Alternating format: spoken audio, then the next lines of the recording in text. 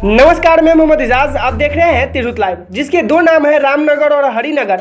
बहुत ही ऐतिहासिक है इस रामनगर के, लेकिन दुर्भाग्य की बात यह है कि विगत सालों से यहाँ कोई बस स्टैंड नहीं बनाया गया है। रामनगर का दुर्भाग्य है कि हमारे यहाँ जो बस स्टैंड है वहाँ बैठने के लिए व्यवस्था भी नहीं है, और ना ही तो 4 बस लग सकते हैं। उसका एक ही व्यवस्था है, रामनगर बस स्टैंड से थोड़ी दूर पर डाक बंगला है, जहाँ पर बहुत ही बड़ा प्लॉट है। जब हमारा देश आज़ाद हुआ तब कांग्रेस की सरकार बनी और कांग्रेस के सरकार ने उस जमीन को कब्जा कर लिया, और यह कब्जा आज तक कायम है। रामनगर थाना प्रशासन, पुलिस प्रशासन ने बहुत ही प्रयास किया वहां पर बस स्टैंड बनाया जाए, ताकि रामनगर में हो रहे समस्या का समाधान हो सके। नमस्कार, प्रणाम, और आप मुझे देख रहे हैं तिरहुत लाइव न्यूज़ नेटवर्क पे, और मैं हूं अभिषेक कुमार मिश्रा, और अभी मैं खड़ा हूं रामनगर डकबंगला के पास। मैं बता दूं, रामनगर पश्चिमी चंपारण जिला में पड़ता है, और रामनगर जो हरिनगर शुगर मिल आप उधर देख रहे हैं, जस्ट डकबंगला के बगल में ही हरिनगर शुगर मिल है। सबसे पहले मैं आपको बता देना चाहता हूं कि मैं यहाँ पे क्यों खड़ा हूं, और ये डकबंगला है, आप देख सकते हैं बहुत सारा ज़मीन है यहाँ पे। एक इतिहास, डकबंगला का इतिहास मैं आपको बताना चाहता हूँ, क्योंकि मैं चाहता हूँ कि आप सभी जानें डकबंगला का इतिहास और समझें कि डकबंगला कैसे, किसके अंडर में आता है, कौन इस पर कब्जा किया है, इसका कौन मालिक है। क्योंकि अभी तक ये कहानी बना हुआ है। इसको सुलझाने का एक प्रयास करने हम आए हैं, और आप सभी के बीच यहाँ के सारी परेशानियों को रखेंगे और इसके बारे में आपको बताएंगे। तो सबसे पहले आपको ये जानना होगा कि देश आज़ाद जब हुआ तो मात्र एक ही सरकार बना था, कांग्रेस का। सर्वोसर्वा मालिक कांग्रेस की सरकार थी। आप समझ सकते हैं, देश जब हमारा आज़ाद हुआ तो उस समय कोई भी राजनीतिक पार्टी नहीं थी कांग्रेस को छोड़ के। तो उस वक्त कांग्रेस के नेताओं का करना क्या करते थे कि जगह जगहों पे अपने कार्यालय के लिए सरकारी ज़मीनों को कब्जा कर लेते थे। मतलब हर जगह, पूरे देश में हर जगह पे जितने भी सरकारी ज़मीन होते थे उनको कांग्रेस सरकार के द्वारा कब्जा कर लिया जाता था, ताकि आने वाले समय में अपना ऑफिस बनाया जाए, चाहे अपने वर्चस्व के हिसाब से जो भी उनके मन में आया मुताबिक उस समय वो किए लोग। क्योंकि बाद में दूसरी पार्टी आई, बीजेपी पार्टी आई, बाद में और सारी भी पार्टियां बनते गई, बहुत सारी पार्टी बनी, लेकिन जब यह कब्जा किया गया उस समय सिर्फ हमारे देश में कांग्रेस की सरकार थी। इसलिए ऐसा कहा जाता है, या हो सकता है कहानी भी हो या हो सकता है सही भी हो, ऐसा कहा जाता है कि इस जमीन का मालिक कांग्रेस है, और ये सरकारी ज़मीन है जिस पे कांग्रेस ने कब्जा किया है बहुत पहले। अब किस प्रकार से कब्जा किया है, कब्जा करने का क्या उद्देश्य है, इसके बारे में भी आपको बताएंगे, समझाएंगे। आइए थोड़ा सा ज़मीन को देखते हैं, थोड़ा सा देखते देखते बात करते हैं। जैसा कि रामनगर के वासी जितने भी हैं, मुझे देख रहे हैं, मेरे वीडियो को देख रहे हैं, पहले इस डकबंगला को ज़रूर देखें और समझने का प्रयास करें, क्योंकि हम लोग एक कहानी सुनते हैं यहाँ के बारे में, यहाँ के लोगों के बारे में। रामनगर बस स्टैंड की क्या स्थिति है आप लोग अच्छे से जानते हैं। वहाँ पे बस लगाने के लिए, 2-4 बस लगाने के लिए सही ढंग का जगह नहीं है।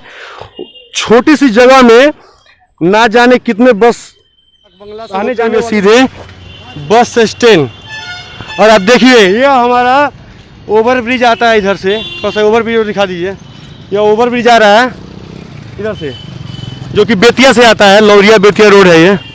और इधर ये हमारा रामनगर बस स्टैंड है। और देखिए भीड़ देख लीजिए। मजे की बात यह है कि हम लोग सही समय पे आए हैं कवरेज करने के लिए। इधर दिखाइए थोड़ा सा, इधर रोड पे सब गाड़ी लगता है, इधर दिखाओ ना। इधर ये सब रोड पे जो गाड़ी लग रहा है, इसके लिए कौन जिम्मेवार है, थोड़ा सा जरूर बताइएगा। यहाँ देख लीजिए, ये गाड़ी देख लीजिए, यह मेन रोड है। गाड़ी देख लीजिए, बुद्धिजीवी लोग हैं, जिसका भी गाड़ी हो, ये बहुत बुद्धिजीवी लोग का गाड़ी है भाई। और ये गाड़ी भी देख लीजिए इधर, ये सब में ये बस स्टैंड है और यहाँ का रोड है, और यहाँ पे बुद्धिजीवी लोग गाड़ी लगाए हुए हैं। आ जाइए थोड़ा सा, सब बुद्धिजीवी लोग को दिखाइए। ये मेन रोड है, रामनगर मेन रोड, वहाँ जमीन कब्जा हुआ है और यहाँ पे बस स्टैंड नहीं बन रहा है। और हालात देख लीजिए, आ जाइए इसी में दिखाइए थोड़ा सा। ये गाड़ी इधर से ले लीजिए, पूरा ये रोड है ना, मेन रोड है। आ जाइए इधर, आ जाइए इधर, चलिए इधर।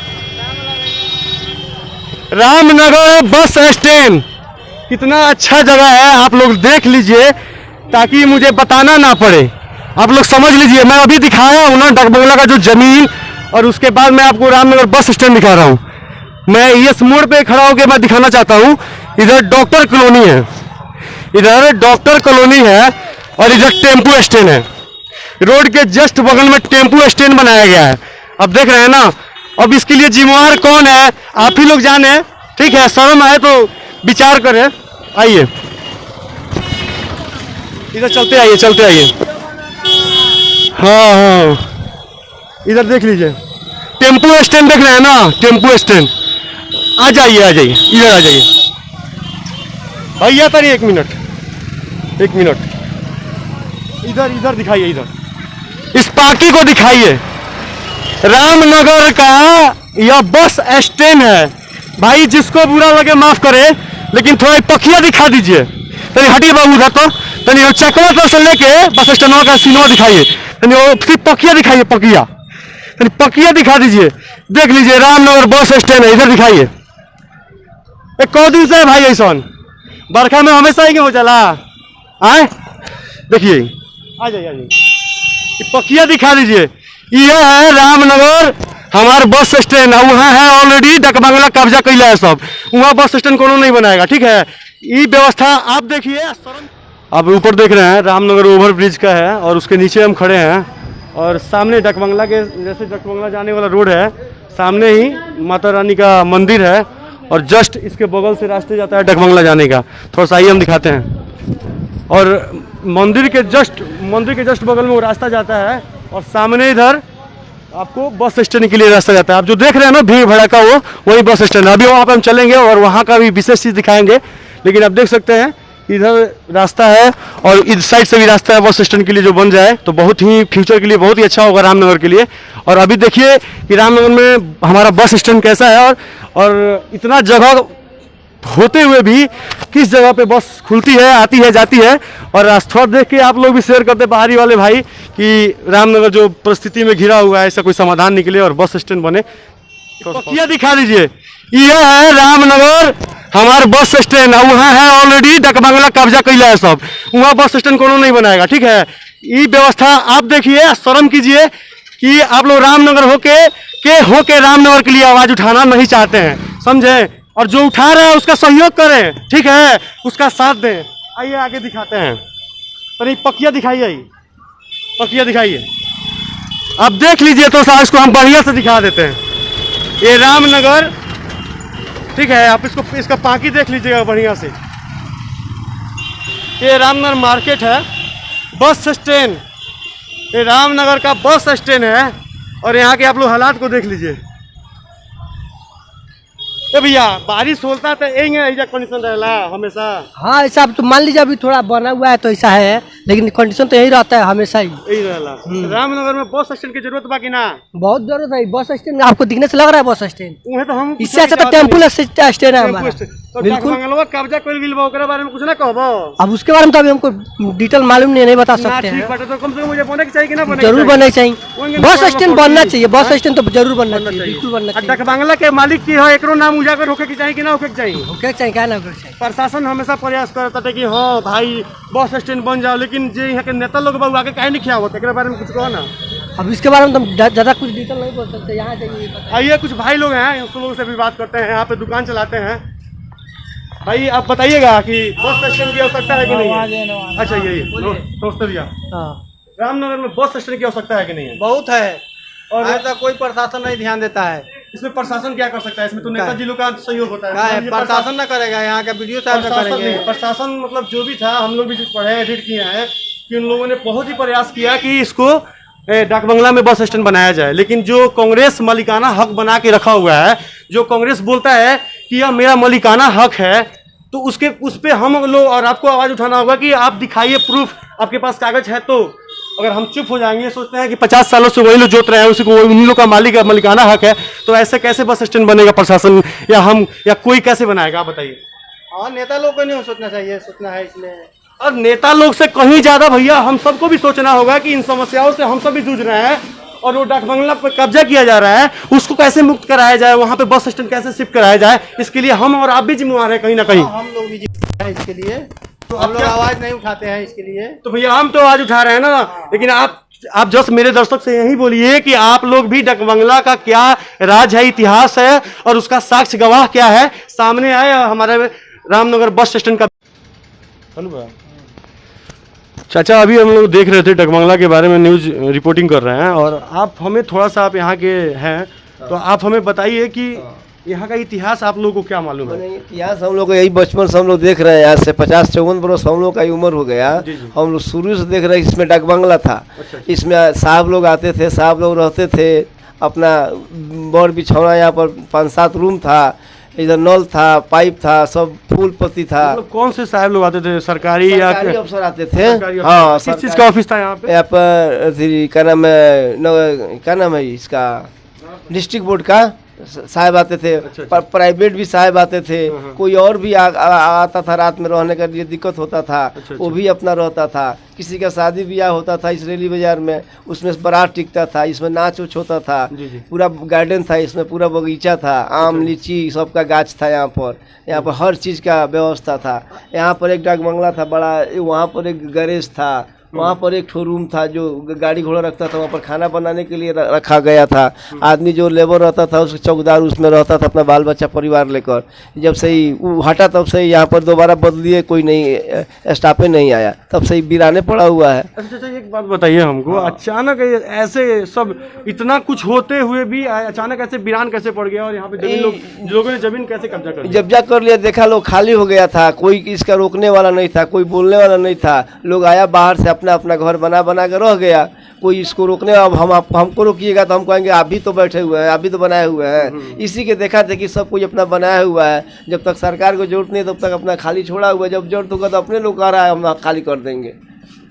अच्छी बात है कि जरूरत पड़ने पर खाली कर देना अच्छी बात है, लेकिन क्या चाचा ये बताइए, जो इतने मतलब जो इस जमीन का जो हमने इतिहास सुना है, चाहे कहानी सुना है, हो सकता है सच हो या झूठ हो, कांग्रेस सरकार जब देश आज़ाद हुई थी उस समय कांग्रेस सरकार ही सर्वोसर्वा उसी का सरकार था।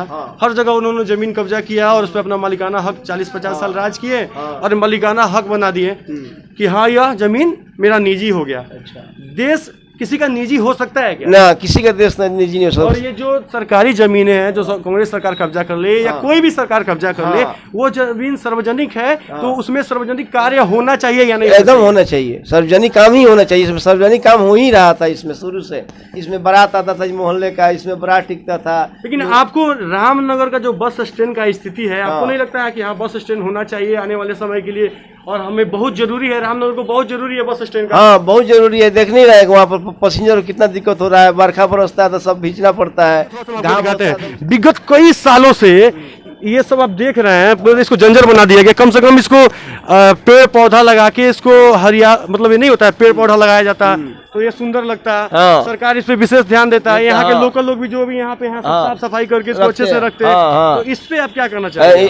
अच्छा बात है, ये तो बहुत बढ़िया बात है कि और यहाँ पर रहेगा साफ सफाई, फूल पत्ती लगेगा, लोगों को ठहरने वरने का भी जगह बन जाएगा, तो बहुत बढ़िया चीज प्रोग्राम है। मैं चाहता हूं कि मैं यही चाहूंगा कि रामनगर प्रखंड के जितने भी लोग हैं, थोड़ा कैमरा देखिएगा, रामनगर प्रखंड के जितने भी लोग हैं उन सबसे मैं आग्रह करना चाहता हूं, उन सबको जानने का यह अधिकार है कि आखिर में यह जमीन किसका है। अगर जमीन इस एक मतलब किसी को भी तो इसको आगे आके और सबको दिखाना होगा कि हाँ जमीन का मालिकाना हक किसका है और इस जमीन का सही यूज क्या होना चाहिए। इसके लिए सरकार क्या कदम उठा रही है, चाहे हमारा प्रशासन जितना कोशिश करता है कि यहाँ पे कुछ अच्छी चीज़ें बना दी जाए, सरकारी हॉस्पिटल चाहे सरकारी बस स्टैंड बना दिया जाए, लेकिन जो हमारे लोकल नेताओं लोग हैं उनसे सहयोग नहीं मिल पाता है, उस पर आप क्या कहिएगा? वही ठीक है, सहयोग मिलना चाहिए, सब लोग देगा सहयोग आपको।